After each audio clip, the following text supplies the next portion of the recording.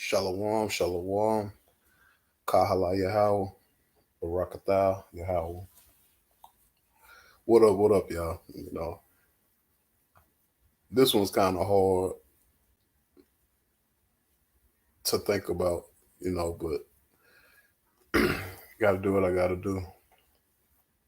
Shalom, Israel. Look, we're gonna go ahead, we're gonna get into a serious matter. And let's go ahead. I'm gonna give y'all my take. Let me go ahead and give out a few disclaimers. Number one, within this take, I just want to point out something that I see key and evident. As we know, the way we grew up, Christian church, they taught us their perspective. I always recommend definitely pray to Yahweh so you get more understanding. And nobody has it all the understanding. But let's go ahead. So we're gonna go ahead and get into this one. First thing first, I want to point out, obviously, the Torah is a book of our birth and inception, birth, our rise and our fall. And I think that's common. We all know that. But also within that, I think we need to point out there are some key things that happened, transpired that we did that ultimately shaped who we was and the situation that we're in now. So let me go ahead and let me fix this stuff on up real quick.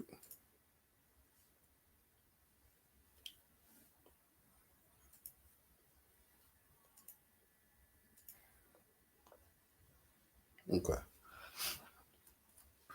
We're gonna first start off and let's get a little foundation, a little understanding real quick.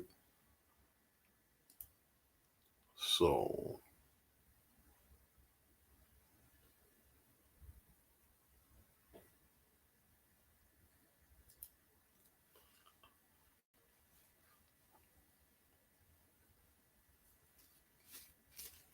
get some understanding real quick.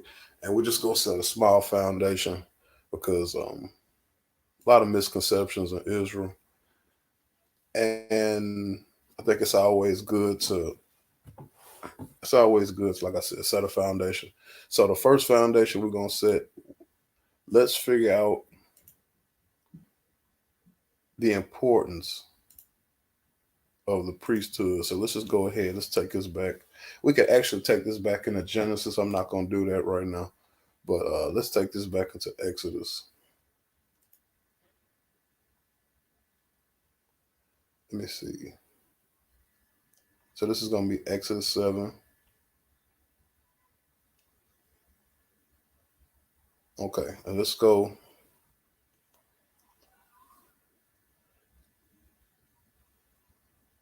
Okay, let's go to Exodus 7 and 9. When Pharaoh shall speak unto you, saying, show thee a miracle, for you then shall say unto Aaron, take thy rod and cast it before Pharaoh, and it shall become a serpent. And Moses and Aaron went unto Pharaoh, and they did so as Yahweh had commanded. And Aaron cast down the rod before Pharaoh, and he and before his servants became a serpent, right? So, and Pharaoh, now he goes, I want you to peep game. Then Pharaoh also called the wise men and the sorcerers. It says, now the magicians of Egypt, and they did also in like manner with their enchantments, for they cast down every man his rod, and they became serpent. But Aaron's rod swallowed up their rods. So let's just stop. Well, let's keep going. And he hardened Pharaoh's heart that he hearkened not unto them as Yahweh had said. So let's just stop right there. First thing first, if Pharaoh's this big, great, powerful dude, right? He's so powerful. When he was confronted, what was the first thing he did? He also called the wise men and the sorcerers, and now the magicians. So Pharaoh called his priesthood. Well, I'm setting this as a foundation. The power is never with the king. The power is always with the priesthood because the king doesn't move without them. Not as his support, They're the ones who call the shots. It's the priesthood. And when the priesthood, now in this case, Pharaoh is being shown that Yahweh has took the power away from them. And this is why Pharaoh, he's holding his heart, but he's scared because Pharaoh knows he ain't stupid. He understands when his priest ain't got no power no more, then his days are coming to be numbered. But of course, Yahweh had hardened Pharaoh's heart just so, he could ultimately show him, so Yahweh could ultimately reveal himself to Pharaoh by way of Moses. But the point I'm making is that it's the priesthood who hold the power. It's not the kings or the pharaohs. They are appointed. They have a position, but the power holders are the priesthood. And by saying that, let's just go ahead. Let's get into this. So let's go to Ezekiel 34. And I'm pointing all this out to point this out. Yes, we understand the Torah makes mention of our, like I said, our rise, our fall, our greatness, our sins. But we don't take into account it's the priesthood that's very important in this situation because people follow what the priests say and people follow what the priests do. So when the priesthood starts to go off, ultimately every one of us will start to go off. And brother prophet Ezekiel, see, he went right into the edge. He ain't hesitate. Ezekiel 34. And the word of Yahweh came to me saying, Son of man, prophesize against the shepherds of Israel. Prophesize and say to them, thus said Adonai, thus said Yahweh Adonai, thus said Yahweh Elohim, unto the shepherds, woe be unto the shepherds of Israel that do feed themselves. Should not the shepherd feed the flocks? It says, yeah, they eat and they clothe the wool, and yet they kill them or fed, but ye do not feed the flock. It says they have disease, they have not strengthened, neither have they healed that which is sick, neither have they bound up which was broken, neither have they brought again which was driven away, neither have they sought after which was lost, but with force and with cruelty they have ruled them. Now, let me go ahead and point this out. Sheep represents innocence, okay? In its purest form, when Yahweh was making mention of us being the sheep, he's always mentioned us as when the time we would be innocent. You must keep this in mind, y'all. Let's go ahead into some real facts. Israel was special because we were a nation that had an educational system. We had an educational system, okay?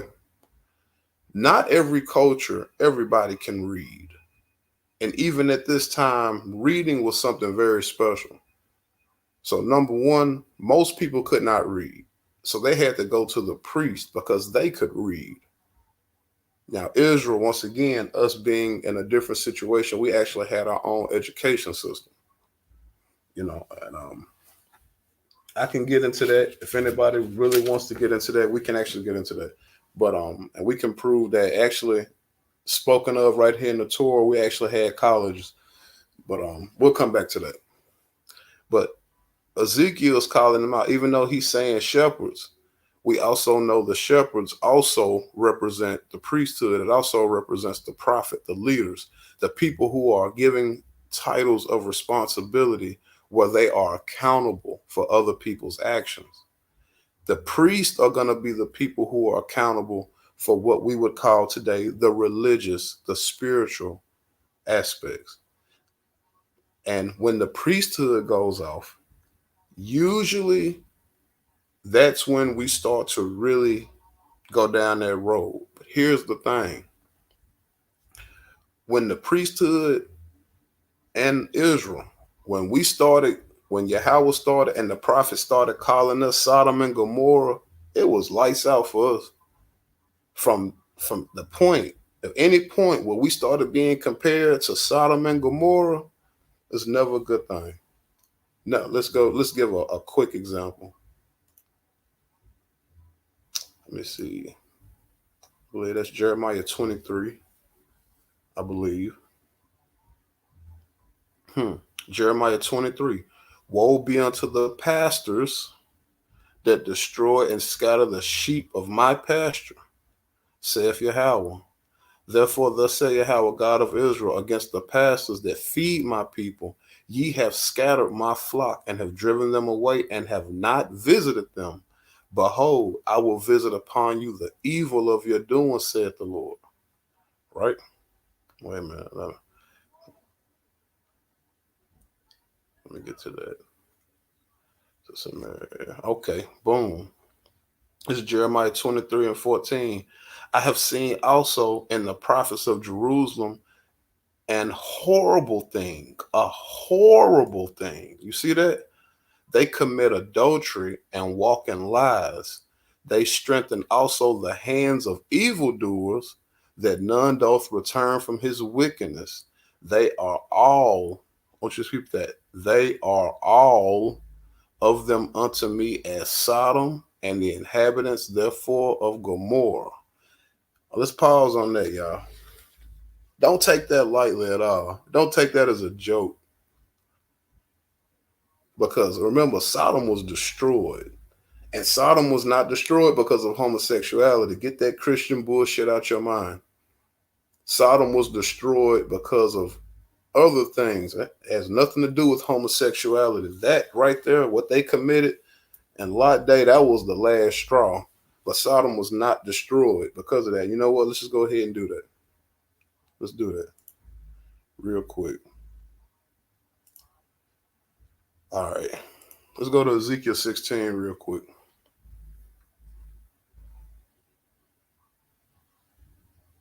A few things to point out.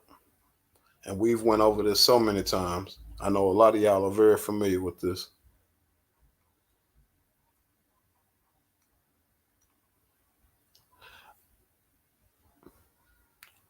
Ezekiel 16 and 15. I'm gonna prove we're gonna get to that.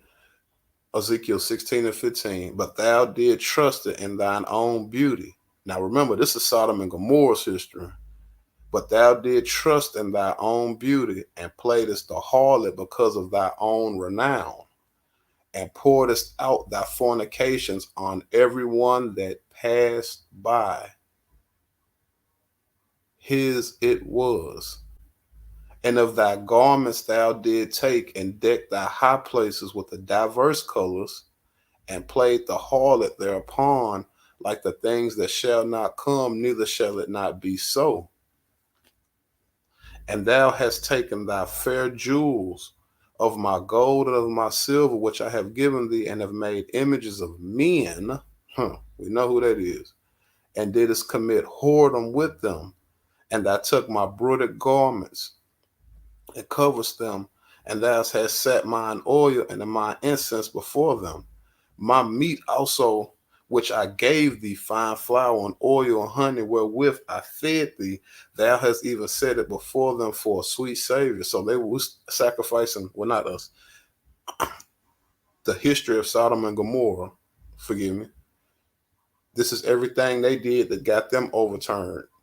And then when it starts to get to them last straws, moreover, thou hast taken thy sons and daughters, whom thou hast borne unto me, and these thou hast sacrificed unto them to be devoured. Is this of the whoredom of small matter? And thou hast slain my children and delivered them to cause and pass through the fire for them. Let's just stop right there. When the priesthood got so bad, this is what they started to do, right? Now let's go ahead and let's prove. This is going to be Ezekiel 16, and that should be around 48.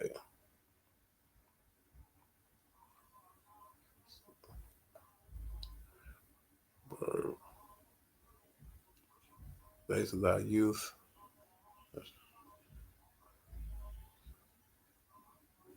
Okay, here you go. This is Ezekiel. We're going to start at 48, but it's really 49. Ezekiel 16 and 48.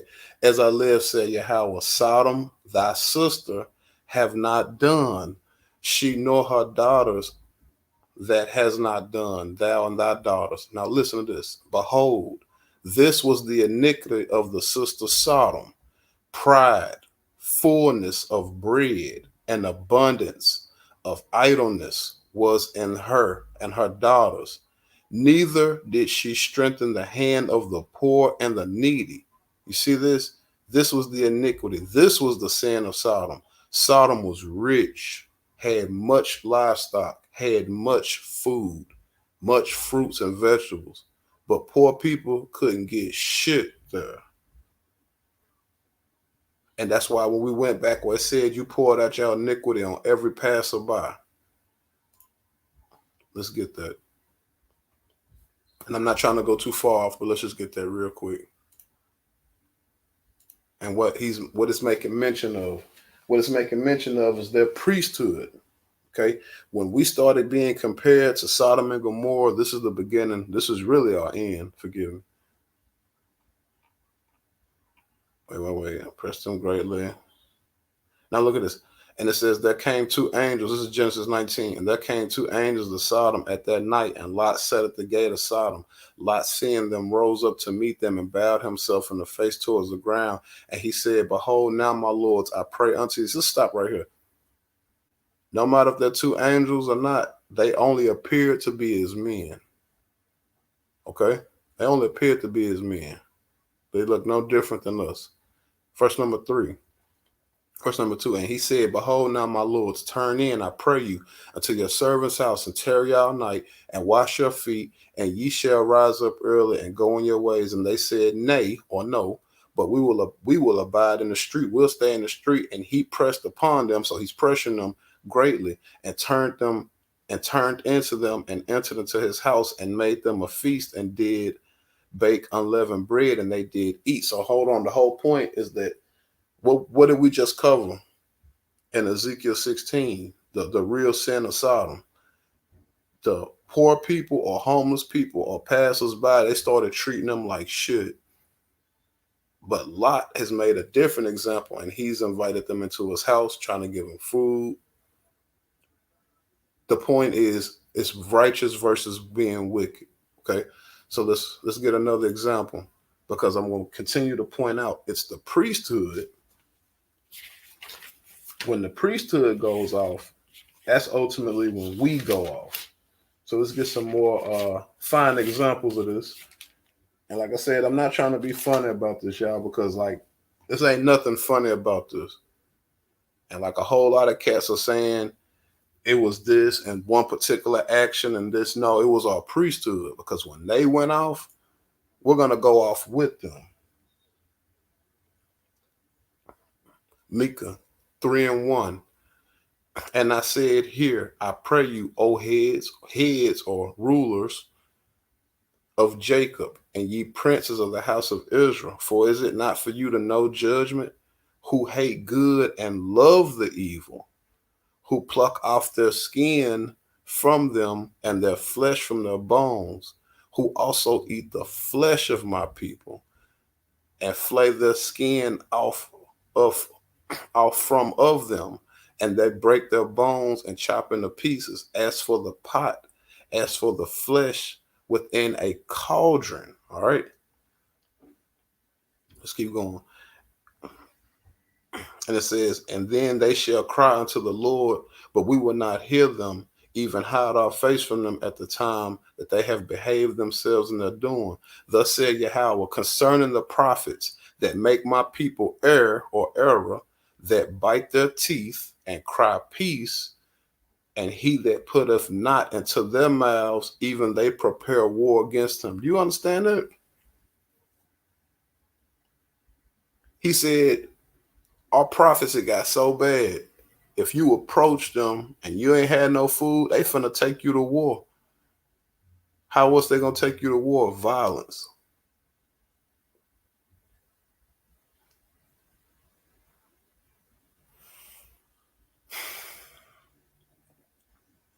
Let's just keep going. Let's go down just a little bit. Now let's look at this.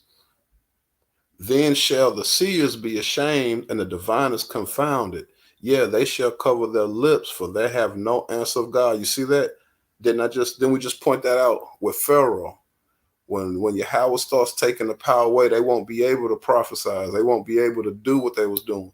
But truly, I am full of power in the spirit of Yahweh and the judgment of the might, and declare unto Jacob and his transgressions. Hear this, I pray you, heads of Jacob and princes of the house of Israel, that abhor judgment and pervert all equality, that build up Zion with blood and Jerusalem with iniquity. So let's get an example of that. Let's get an example of that. Let's go back to Ezekiel, right? Let's go to Ezekiel 8.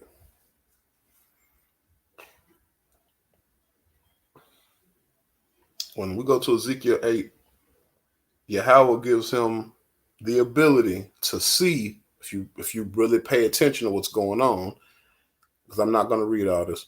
He gives him the ability to see what's going on in the temple when he's actually at the river Chabar. We're going to come back to that because this is a vision. So let's just clarify that. And nothing spooky. This is a vision, okay? Because Ezekiel himself is at the river Chabar. In fact, okay, I'm sorry.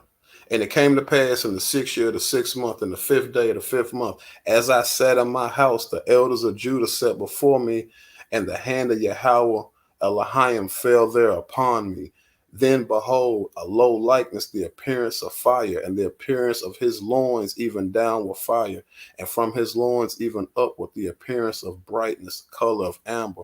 And he put forth the form of a hand and took me by a lock of my head, and the spirit lifted me between the earth and the heaven, and brought me in the visions of the Elohim of Jerusalem to the door of the inner gate that looketh toward the north, where there was a seat of the image of jealousy, which provoketh to jealousy. So Ezekiel is still in Chabar, and he's in a vision now. Walk with me. He's in a vision where he's finna be able to go see what's going on in the temple now. Now look at what he says. Wait. Let's just go to Ezekiel 8. And he said unto me, Son of man, now dig a wall. And when I had digged the wall, behold, a door. And he said to me, go beyond the wicked abominations that they do there. So I went and saw, behold, every form of creeping thing and the abominable beast and all the idols of the house of Israel portrayed upon the walls about. And there stood before them 70 men of the ancients. You see that? The ancients, the elders of the house of Israel. In the midst stood Jezaniah, son of Shaphan, with every man in his censer in his hand, and a thick cloud of incense went up. So they in there getting high. They in there getting high as fuck, y'all, right? Now, keep in mind, this is in the temple. This is not just anywhere. This is in the temple. Then he said unto me, Son of man, has thou not seen what the ancients of the house of Israel do in the dark? Now, y'all, we're going to stop right there. What a lot of men do in the dark. We're going to leave it at that, okay? Every man in his chambers of his imagery, and they say, the Lord see us not. They, Yahweh, have forsaken the earth. And they also said to me, turn again and see what greater abominations they do. Then he brought me to the door of the gates of the Lord house, which is towards the north. And behold, there sat women weeping for Tammuz. Now, I want to stop. I want to stop real quick. I got my stones open too, so hold on 1 second. Yeah, because I get it in both ways. I ain't no wicked warrior, y'all. That ain't me.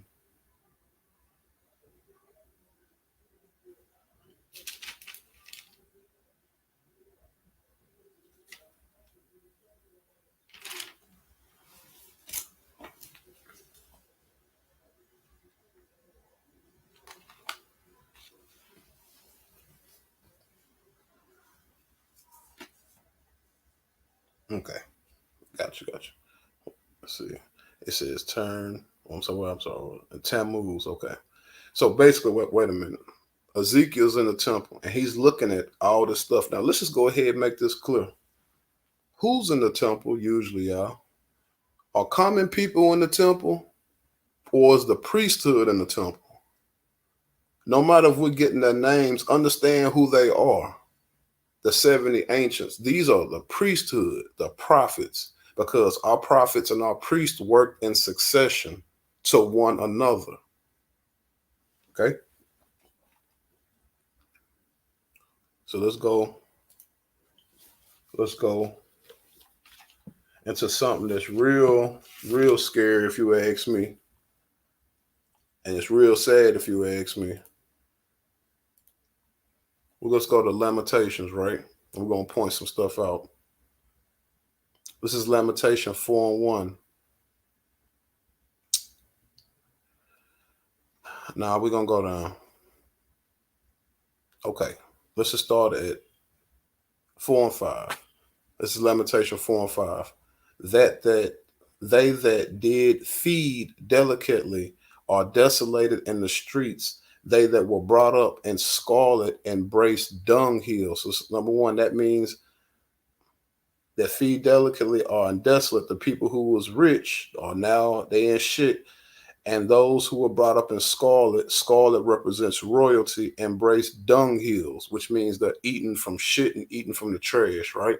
It says, for the punishment of the iniquity of the daughter of my people is greater, listen, is greater than the punishment of the sin of Sodom. I want to stop right there. I know that's powerful. That's deep. The reason why he said the punishment is greater for us is because when Sodom did all that, Yahweh killed them. So that ended their book right there. He ain't kill us. And this is why we still going through it right now. For the punishment, this is Lamentation 4:6. For the punishment of the iniquity of the daughter of my people is greater than the punishment of the sin of Sodom, that was overthrown in the moment and had no hand stayed on her. Now listen, her Nazarenes were purer than snow. They were whiter than milk. They were more ruddy and in body than rubies. Their polish was a sapphire. Their visage is blacker than a coal. They are known in the streets. Their skin cleaveth to their bones, whether it has become like a stick. So they was doing good. And then we see get down in this part, they're starting to do bad. Now listen, they that be slain with the sword are better than they that be slain with hunger. Because despite what y'all say, we wasn't 100% on the run right here. We was being sieged. We can prove that too. Let's come back. For these pine away and are stricken through the want of the fruits of the fields, and the hands of the pitiful women have soden, or this means actually means boiled, have boiled their own children. They were their meat in the destruction of the daughter of my people. Yahweh have accomplished his fury and have poured out his fierce anger, that have kindled a fire in Zion, that have devoured the foundations thereof. Here it go. The kings of the earth and all the inhabitants of the world would not have believed that the adversary and the enemy should have entered into the gates of Jerusalem. Here it go. Listen, y'all. For the sins of her prophets and the iniquity of her priests, they have shed the blood of the just in the midst of her. Listen, they have wandered as blind men in the street. They have polluted themselves with blood so that men could not touch their garments. That's deep, y'all. And I'm going to tell you why. You have to look at and you have to know our laws to really understand this part. See, it's a sin for us to even play with blood, to even be touching blood. That's a sin. If the priest, if look at the comparison he's making, he says, for they have wandered as blind men in the streets. They have polluted themselves with blood so that men could not touch their garments. They cried unto them, depart ye. It is unclean. Depart, touch it not. For when they fled away and wandered, they said among the heathen, they shall no more sojourn here. Man, that's evil. Listen, if you a priest and you spread blood all over yourself, and we're already been taught that we can't deal with blood, what that means is if me, the average person, let's say I don't went out committed a sin and I say, you know what, I feel bad. Let me go talk to the priest and let me find out if I did something wrong. And you go to approach this nigga and he's bloody, you can't deal with him. The point is, if that's the priest who's set up for us to talk to, and they're at a point where they're doing this, then we have no hope with them. Anybody who got the stones to knock, make sure you read read Lamentations 4 and the stones to knock, and you'll get the understanding. But like you said, when they put this blood on themselves, bro, like that's evil. That's almost as evil as it get. So let me see. I think I need to go back to Mika. I'm finna go back into Mika, and then I might clean this all up. Let me see. So I'm in the book and on the mouse, so y'all just bear with me 1 second, man.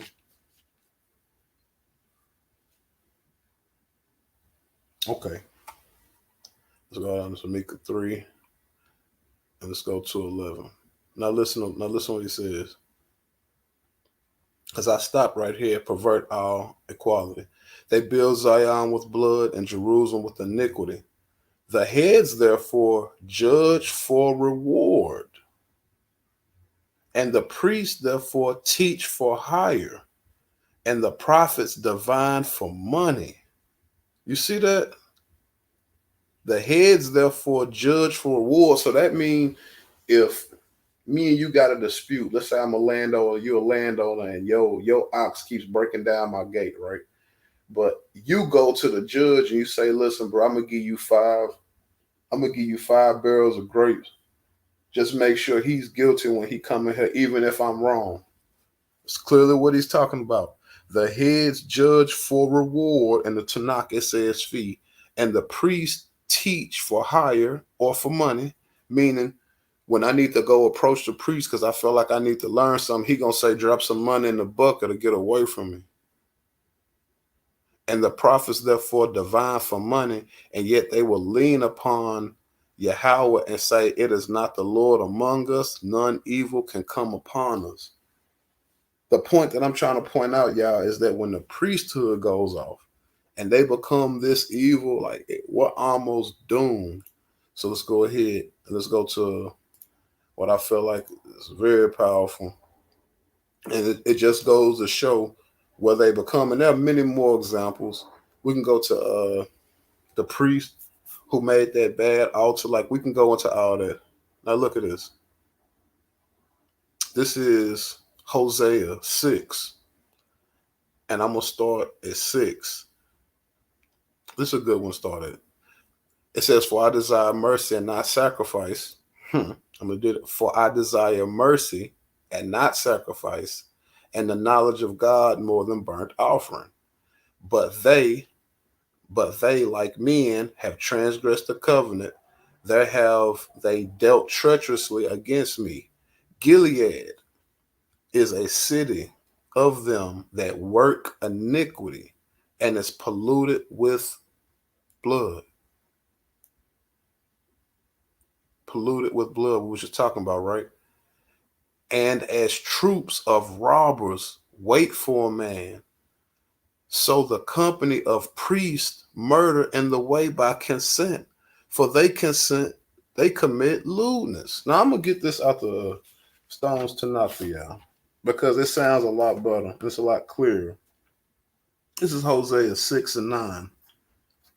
Like gangs awaiting a man to rob, a band of priests, murderers on the road with one will, for they devised a plot. Do y'all hear that?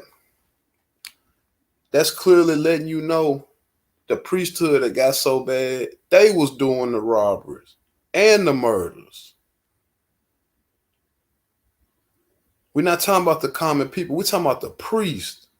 They the jackboys and the murderers. So in today's time, in terms, they the jackboys and the shooters. That's what our priesthood became. And you think we as a people still gonna be righteous? No, these are the priests that you look up to. In so many words, they had became everything. They had became the pimps, the robbers, the killers, and the extorters. Remember, we hit that precept earlier. It said if you ain't put food in their mouth, they prepare war for you. Think about that. That's a scary sight. When you can't approach your temple, you got so much fear to approach your temple because you don't know if the priest gonna kill you. You don't know if they coming back to rob you. And the word lewdness also has a derivative of about sexual immorality. What I'm pointing out is that when the priesthood goes off, we go off. And we mainly only follow what the priesthood does.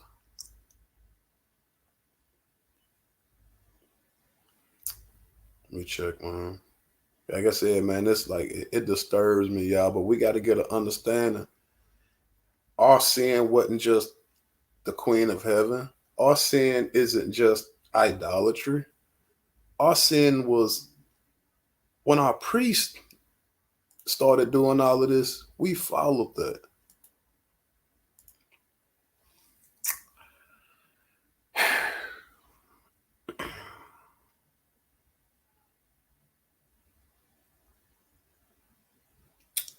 This is Isaiah. I'm gonna get this Isaiah 2 out the Stones because it sounds better. I can read it from the KJV too, but I'm gonna get it out the Stones too.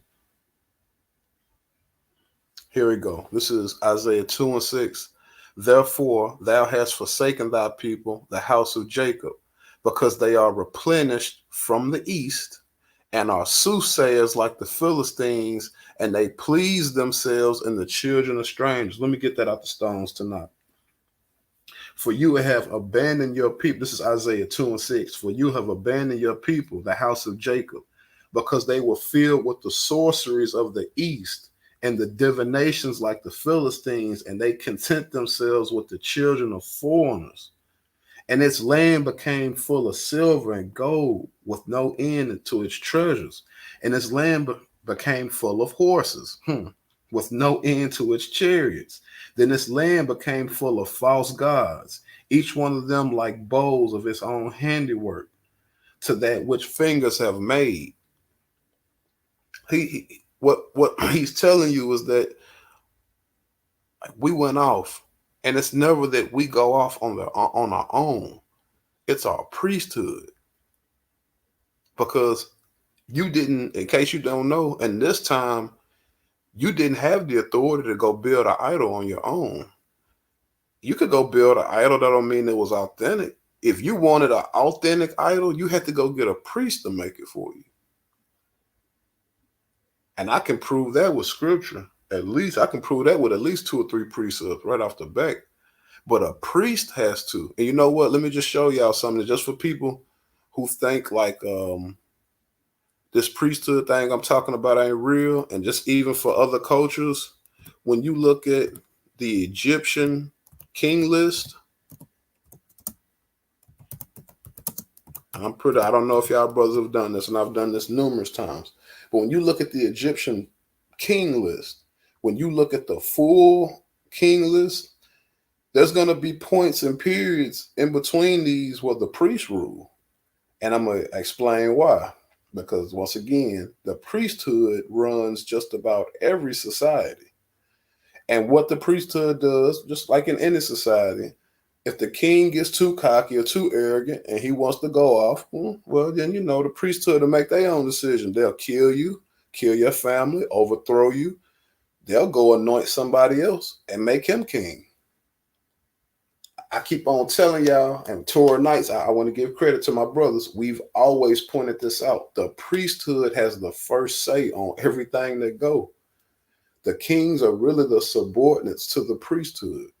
And like I said, go through many king lists and many societies. You're gonna see that there are many points, just like this king list right here. That's not even accurate, because the priesthood, I hate to say this, kings come and go, but the priesthood will always be there. That's just the way Yahweh has things set up. I'm not showing y'all this because we're Egyptian. I'm just showing you this as a reference. Okay, don't be silly, y'all. But if you actually go through these king lists, you're gonna see priesthood really ruled this shit. And whenever they felt the need, they'll kill you, overthrow you, go anoint somebody else, raise him up as a king, and tell everybody this is who it is now. And I invite anyone, especially on this priesthood overthrowing kings and killing kings, and not only that, If we really want to be completely honest, and a whole lot of times the priesthood will install themselves as king. Not only just kill you, overthrow you, install themselves and raise another priest up to the level of being king. So anybody who's really done studied this in history, you know this is a common phenomenon. Show me anywhere on the world where you've got a king list. I'm talking from South America, the Jaguar priest. You got from Egypt, the Cushites was going to be the priest in a lot of those situations. From Israel to Babylon, show me anywhere where you have king lists where priesthoods don't interfere with those lists and they don't kill and overthrow kings. I'm definitely waiting. With that, I want to say, listen, all praises to Yahweh. Shalom, everybody. You know, I'm sorry, I've been in the mall, I've been in that zone, so I ain't seen nothing. I ain't clicked back yet, but if y'all brothers, man, if y'all brothers ain't got nothing to do and y'all want to go ahead and we could continue this on one of y'all pages, but I just wanted to point this out. Like, it's not, it's hardly ever, it's hardly ever the king who makes the decisions. It's usually the priesthood, and when the priesthood goes off, the nation as a whole tends to follow. And I'm just wanting to point out some key examples. But that one in Hosea 6:9, where he says a band of robbers, priests, murderers on with one consent, like, that's powerful, bro. And I like how my Torah night brother, big shout out to my brother Xavier. I like how he pointed this out some months and months ago when we was having the same talk.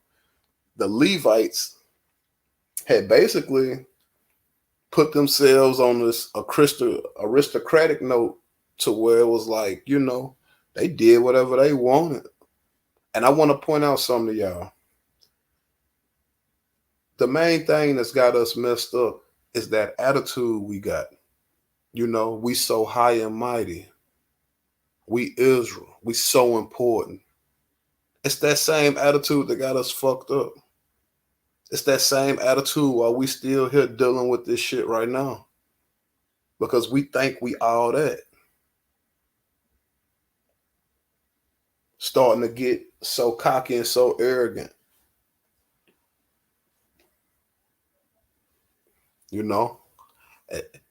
I appreciate that, bro. You're right, bro. Point me out a nation that didn't have a priesthood. Point me out one. And this is why their priesthood is scared now. Because, see, they at the point, now we can do a little comedy. See, they at the point where all that cutting their wrist and all that shedding blood, it don't mean nothing no more. See, once Yahweh takes the power away from them few little demons that you pray to, they know their time is coming to an end. Same with Pharaoh, same with everybody.